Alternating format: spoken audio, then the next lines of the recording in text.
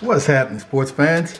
Thank you once again for hanging out with Mom and Papa Joe. Today we're going to show you how Mom and I made these awesome pork belly bites. They're bone-in pork belly bites. So delicious. I've already scarfed down 2 or 3 of them and they're totally delicious, man. Let's get going. All right, I'm at my favorite Asian supermarket, man, looking for something interesting to cook. Let's head inside and see what we can come up with. This place is chock full of surprises every time we come here. I'm looking for some awesome pork belly. I'm gonna do some pork belly bites. So let's start on the produce side to see if there's anything interesting over there. Wow, look at the size of these jackfruit. Some of these things have got to weigh 20 plus pounds, man.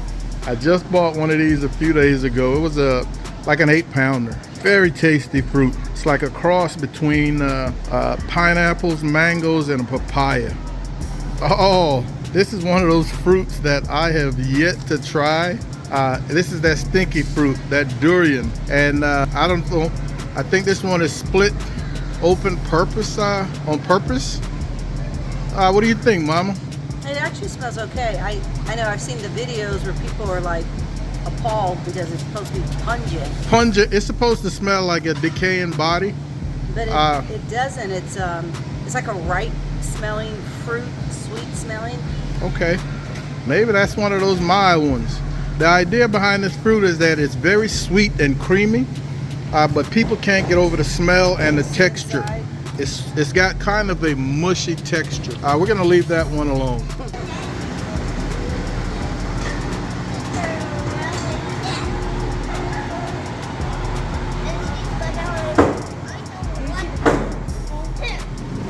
Here we are. Oh, they've got some beautiful pork belly. And they're all bone in. Let me get the picking and we'll see you at the house. Here's that beautiful pork belly that we picked out. It's got skin on. I'm gonna remove that. And man, they're fairly all even in terms of thick. We wanted to make sure that we didn't get overly fatty pork belly. So this has got a great ratio of fat to meat, man, marbling to meat. There's not a whole lot of prepping. We're gonna get rid of the skin. And I'm not gonna waste the skin. I am going to save it for a later date and try something.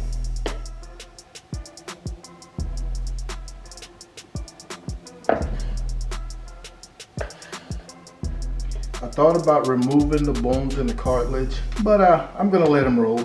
What I'm going to do now is just cut these into maybe 1-inch chunks. These are going to be fairly healthy.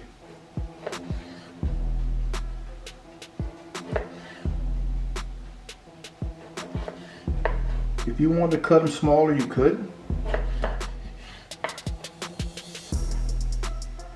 Into a bowl.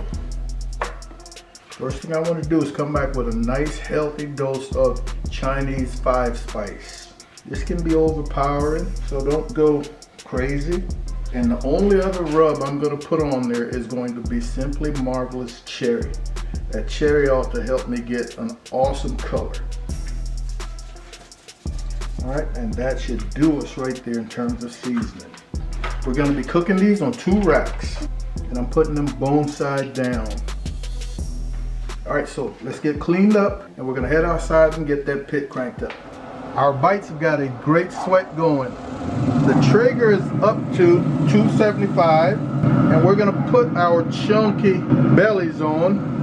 And I purposely cut them large because I know there's going to be some shrinkage. I'm not sure how long this is going to take, but I'm guessing maybe 2 hours to get that color that I'm looking for before we look at panning. But I'll be looking at those before that 2-hour mark. Let's go. All right, so we're gonna make a glaze for our pork belly bites. Very simple glaze. We're gonna start with a 1/4 cup of some sweet cooking wine, Asian cooking wine, 1/4 cup of hoisin sauce, 1/4 cup of soy sauce. This is about a tablespoon of chopped finely minced garlic, and we'll give it a little shake of some Chinese 5-spice. Maybe let's call that 1/4 teaspoon. And in the end, we're gonna glaze with this. But we're also gonna take a little bit of it, add it to some chicken stock for when we get ready to pan these bites. We are at 1 hour and a half. Let's take a look and see what's happening. All right, I am enjoying that color. I'm not gonna do anything. I'm gonna let this go another half hour. All right, we're a little over 2 hours, like 2 hours and 10 minutes. I got caught up, and that extra 10 minutes worked. These are absolutely beautiful. We are going to be looking at getting these panned just to finish the braising. This is a 1/4 cup of chicken stock with 2 tablespoons of that glaze that I made earlier. We're going to lock these back down. And maybe another half hour or so, those will be ready. All right, it's been another half hour wrapped, and we're looking to get these, man, in that 110, 112. All right, we're gonna get these off of here. Inside, get them sauced, and bring them back out. They're nice and tender, so I'm being a little gentle. But that's delicious right there, I guarantee it. Oh, this is that sauce that we made. I want to save some to use it as a dipping sauce. We'll have 2 dipping sauces this evening. Oh my goodness. All right, let's get these back outside onto the pit for maybe another 10 or so minutes. Not very long. All right, I have cranked it up from 275 to 300. I really want a good hard set on this glaze. We're only looking about 10 minutes. Wow, those are beautiful. So that was a pretty simple cook, folks. We did a little over 2 hours in the smoke on the grill, and then we did another 35, 40 minutes in the pan, and then about 10 minutes glaze, just to set that glaze.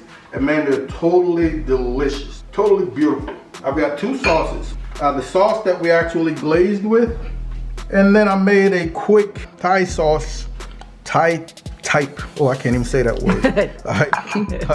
But it's like a Thai type, yeah, sauce with some Thai pepper sauce, some mirin, that's sweet cooking wine, a little soy sauce, onions, garlic, and some parsley. Looks absolutely delicious, man. Let's go in for this one. Oh,